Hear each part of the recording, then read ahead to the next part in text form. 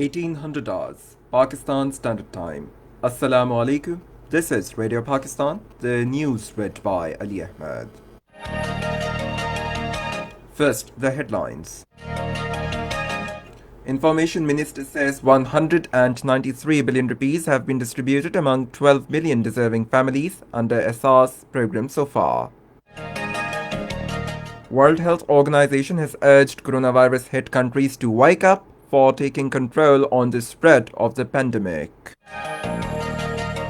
Minister for Railways says the government will provide employment opportunities to more than 100,000 people in the railways soon. Chairman China-Pakistan Economic Corridor Authority has reaffirmed their government resolve to complete all projects in Gwadar in line with the Prime Minister's directives. In occupied Kashmir, Indian troops in their fresh act of state terrorism martyred one more Kashmiri youth in Kulgam district today. United States Special Representative for Afghan Reconciliation has called for economic development opportunities in Afghanistan followed by sustainable peace. And now the news in detail. Information Minister Senator Shibli Faraz has said that the smart lockdown strategy of the Prime Minister Imran Khan against the coronavirus remained successful as it created a balance and saved people from hunger as well as the virus. Speaking at an event at Polyclinic Hospital in Islamabad today, the minister said that people could save themselves from coronavirus by following the precautionary measures and the SOPs. He said the efforts against coronavirus remained successful because of the balanced campaign. However, danger of coronavirus still exists, and it is our national obligation to follow the standard operating procedures. Shibli Faraz said that the government, through its SR's cash transfer program, delivered financial assistance at the doorsteps of poor people with transparency and on merit. He said so far 193 billion rupees have been distributed among 12 million deserving families under SR's emergency cash program. He said the government has also announced a special package for the medical staff to acknowledge their effort against the coronavirus pandemic. The number of coronavirus infection cases in the country has risen to 225,283 and 3,387 new cases detected during the last 24 hours. The total cases detected in Punjab are 80,297, 90,721 in Sindh, 27,506 in Khyber Pakhtunkhwa, 10,717 in Balochistan, 13,292 in Islamabad, 1,214 in Azad Kashmir, and 1,536 in Gilgit-Baltistan. 125,094 patients have so far recovered from the disease. The death toll from the virus in the country stands at 4,619, with 68 deaths reported during the last 24 hours. The number of coronavirus infections across the world have surpassed 11 million, while the pandemic has so far claimed over 500,000 lives. The tallies using data collected by AFP and information from the World Health Organization probably reflect only a fraction of the actual number of infections. Many countries are testing only symptomatic or the most serious cases. The United States is the worst hit country with 129,437 deaths from over 2.7 million cases. World Health Organization has urged countries hit by coronavirus disease to wake up to the pandemic situation on the ground and to take control of the spread of the virus.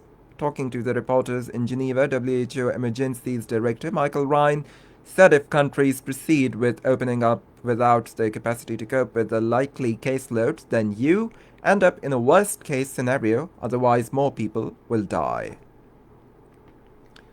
The Chinese ambassador to Pakistan, Yao Jing, called on the advisor to the Prime Minister on Commerce and Investment, Abdul Razak Daud, in Islamabad today. The ambassador praised the advisor that temporary opening of the Khunjarab border is under consideration in order to clear the backlog of the containers. Both sides agreed to finalize the modalities in this regard to resolve the issue on priority basis. The Chinese ambassador also discussed some proposals for joint ventures between them. Special Assistant to the Prime Minister on Information and Broadcasting, Asim Salim Bajwa, has reaffirmed the government's resolve to complete all the projects in Gwadar in line with the directives of Prime Minister Imran Khan.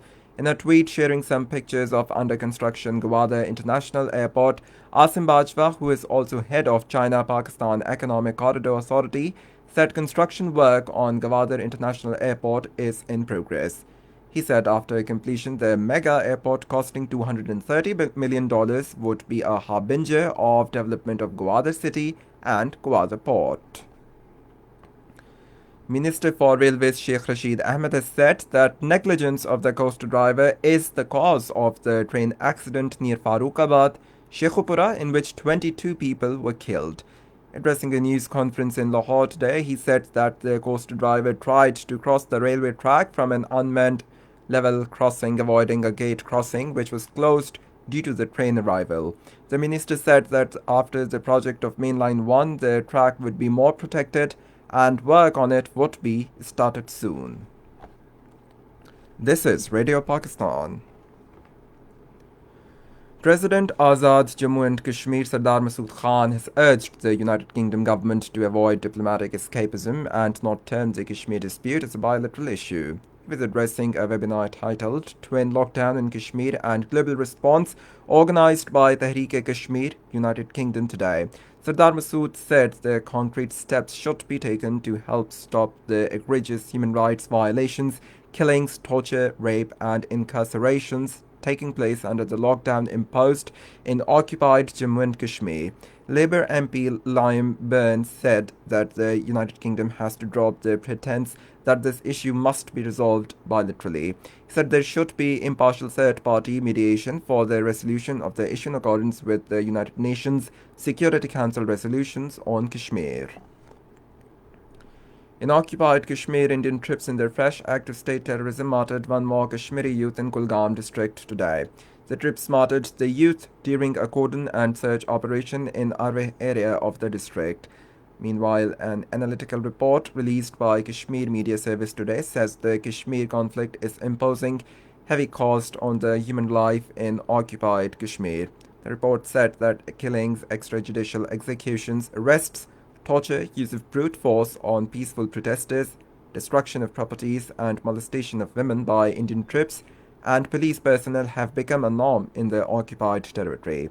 It said that fascist Indian forces are brutally carrying out massacre of the innocent Kashmiris. United States Special Representative for Afghan Reconciliation Zalmay Khalilzad says, provided there is peace, the potential to amplify investment impact in Afghanistan with like-minded partners is real. In a series of tweets after meetings with officials from Qatar Investment Authority in Doha, Khalilzad called for economic development opportunities that will follow a sustainable peace. Khalilzad said Taliban recognize all Afghans and they will have to make compromises in order to draw in the required investment in Afghanistan's future. Later in a statement, Taliban said their deputy political leader Mullah Baradar met United States Peace Envoy Zalmay Khalilzad and his delegation in Doha, and talks were held about peace process and a swift completion of the prisoner swap and the intra-Afghan talks. North Korea has ruled out negotiations with the United States, terming it a political tool. In a statement, Vice Foreign Minister Koh Seon-hui said negotiations would not work out between Washington and Pyongyang, and there will be no change in North Korea's policy. United States Deputy Secretary of State Stephen Biegun is due to visit South Korea next week to discuss stalled talks with North Korea. And finally, the weather report. Very hot and humid weather is expected in most parts of the country during the next 12 hours. However, rain, wind, thunder showers is expected in Khyber Pakhtunkhwa, Upper Punjab, Islamabad, Kashmir and Gilgit-Baltistan. Meanwhile, heavy fall at few places is also expected in Kashmir and northeast Punjab.